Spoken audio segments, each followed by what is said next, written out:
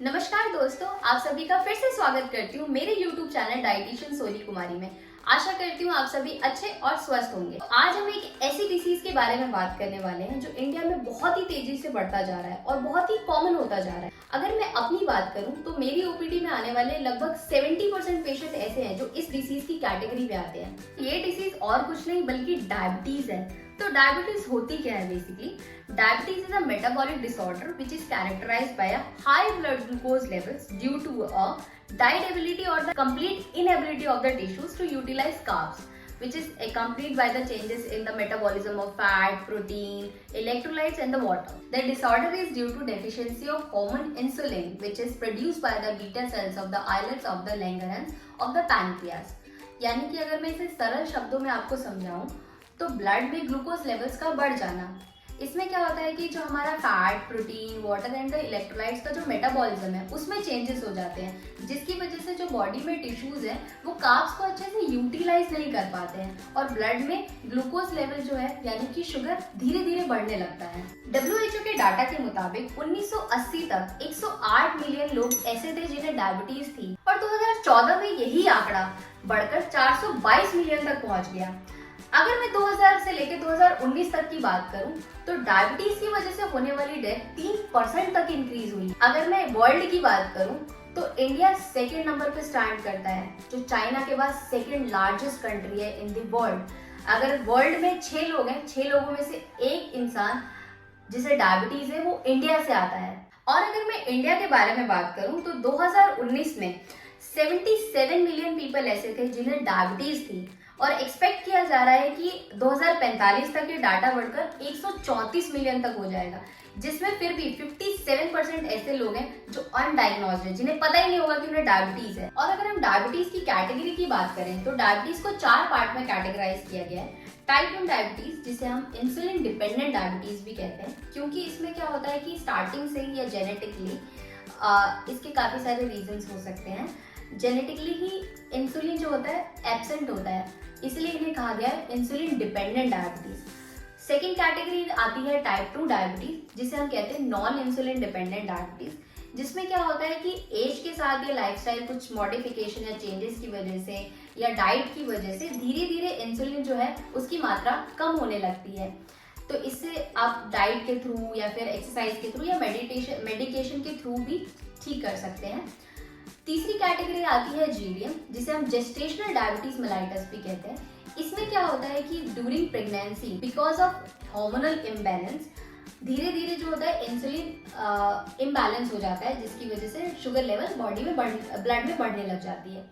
Fourth category आती है pre diabetes की कैटेगरी, जो कि आजकल तेजी से बढ़ती जा रही है। प्री डायबिटीज की कैटेगरी क्या है कि जिसमें आप on the onset of diabetes है, कि आपको डायबिटीज तो नहीं है लेकिन अगर आपने अपनी डाइट में चेंजेस नहीं किया, आपने अपनी लाइफस्टाइल में चेंजेस नहीं किए तो बहुत जल्दी आपको डायबिटीज हो सकती है। तो these are the specifically 4 categories of diabetes. और अगर अब मैं डायबिटीज की रेंजेस को डिस्कस करूं तो नॉर्मल कैटेगरी जो होती है उसमें जो HbA1c लेवल होता है वो 3.9 to 5.6 के बीच में होता है, यानी कि जो आपका फास्टिंग लेवल है वो 70 से 100 के बीच में होता है, तो आप आते हैं नॉर्मल कैटेगरी में।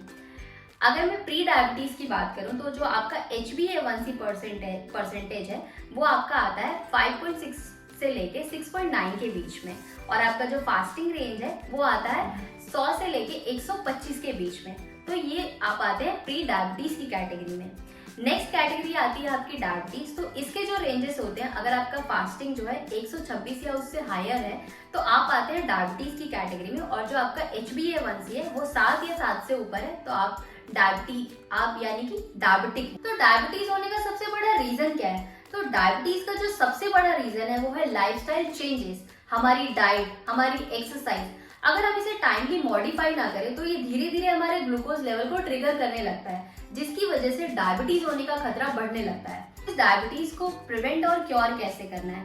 तो इसे प्रिवेंट और क्योर करने का जो सबसे इम्पोर्टेंट चीज है वो है आपकी डाइट। क्या चेंजेस करेंगे अपनी डाइट में जिसकी वजह से आप अपनी डायबिटीज को क्योर और प्रिवेंट कर सकते हैं? तो जो सबसे ज्यादा इम्पोर्टेंट न्यूट्रिएंट है जो आपको अपनी डाइट में इंक्लूड करना है वो है फाइबर। फाइबर क्या करता है, जो भी आप खाना खाते हैं उसे बल्क देता है और शुगर लेवल्स को कंट्रोल करने में हेल्प करता है। जितना ज्यादा आप फाइबर रिच फूड खाएंगे उतना ज्यादा आपका ग्लूकोज लेवल जो है कम स्पाइक्स होंगे, इसलिए आपको फाइबर इंक्लूड करने हैं। सॉल्युबल फाइबर ज्यादा इंक्लूड करने हैं। अगर आप सिंपल कार्ब्स खाते हैं यानी कि शुगर इस टाइप की या रिफाइंड मैदा खाते हैं तो इससे क्या होता है, वो जल्दी से डाइजेस्ट होता है बॉडी में, और जो चीजें जितनी ज्यादा एब्जॉर्ब होंगी बॉडी में, जितनी जल्दी एब्जॉर्ब होंगी उतना ज्यादा ग्लूकोज स्पाइक्स जल्दी होंगे। फाइबर क्या करता है, लेट होता है एब्जॉर्ब बॉडी में, जिसकी वजह से ग्लूकोज स्पाइक्स जो होते हैं वो डिले होते हैं और आपके जो ग्लूकोज लेवल्स हैं, आपके ब्लड में जो ग्लूकोज लेवल्स होते हैं उसको कम स्पाइक देता है और ज़्यादा देर तक आपको फुलनेस की फीलिंग देता है फाइबर। इसके बाद जो सबसे ज़्यादा इम्पॉर्टेंट जो दूसरा न्यूट्रिएंट आता है वो है आपका प्रोटीन। तो प्रोटीन क्या करता है, जो आपका मेटाबॉलिक कंट्रोल है उसको इम्प्रूव करता है। इसमें होते हैं ब्रांच चेन अमाइनो एसिड और ये आइसोकैलोरिक कहलाता है। जैसे कि कार्ब्स होते हैं वो सारा कार्ब जो है कैलोरी में कन्वर्ट होता है, जो प्रोटीन है वो पूरी तरह से कैलोरी में कन्वर्ट नहीं होता, उसे कन्वर्ट होने में टाइम लगता है, ज़्यादा टाइम लगता है एज कम्पेयर टू कार्ब।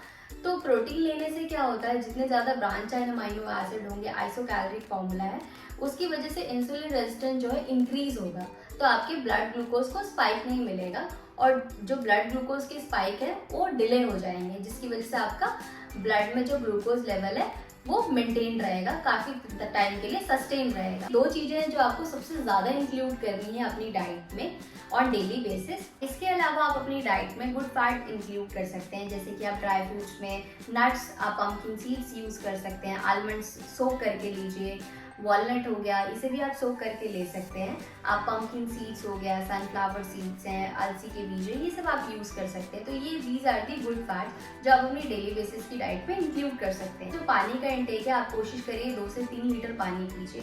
आप अपने खाने में जो फाइबर के लिए ओट्स और दलिया तो यूज कर ही रहे हैं, साथ के साथ अपनी डाइट में आप अदरक, लहसुन, प्याज, टमाटर ये ज़्यादा ऐड करिए अपनी डाइट में, जिससे ज़्यादा से ज़्यादा फाइबर मिले आपको। These are the important things जो आपको अपने डेली बेसिस पे डाइट में यूज़ करना है। बताना चाहूँगी कि आपको on daily basis fast food खाना है, जंक फूड नहीं खाना है, फास्ट फूड। तो ये फास्ट फूड क्या होते हैं, रोस्टेड चना, रोस्टेड मखाना, आप भेलपूरी खा सकते हैं, या तो आप कोई भी एक सीजनल फूड ले सकते हैं। फास्ट फूड का मतलब होता है जो आप जल्दी से खा सकें, तो आपको फास्ट फूड खाना है, जंक फूड नहीं।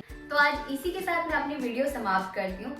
वैसे तो डायबिटीज अपने आप में बहुत ही बड़ा टॉपिक है, जिसे 5-6 मिनट में समेट पाना बहुत ही मुश्किल है।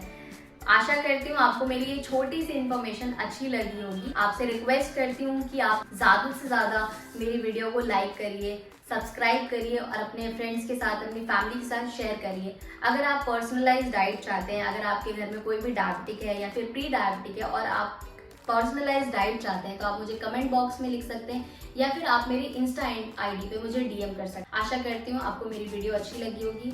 बहुत बहुत धन्यवाद। Thank you so much.